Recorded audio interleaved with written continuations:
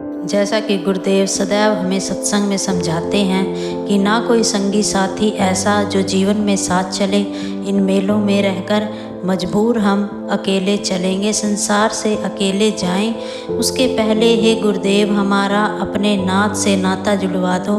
आत्मा भी अंदर है और परमात्मा भी अंदर है, और उस परमात्मा से मिलने का रास्ता भी अंदर है।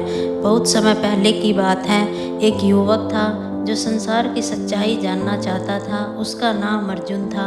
वह बचपन से ही धर्म, अध्यात्म और परमात्मा की बातों में रुचि रखता था।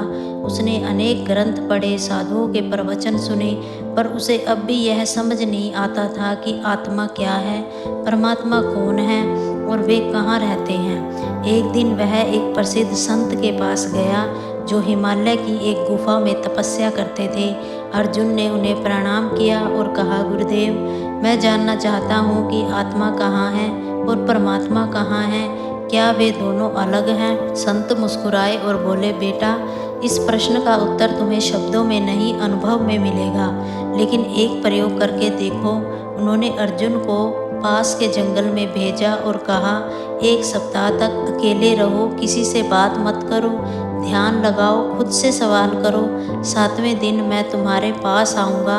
अर्जुन ने वैसा ही किया। पहले दिन उसे बहुत बेचैनी हुई, मन इधर उधर भटकता रहा। दूसरे दिन थोड़ी शांति मिली। तीसरे दिन उसने पेड़ों की सरसराहट, पक्षियों की चहचहाट और अपनी सांसों की आवाज़ को महसूस किया।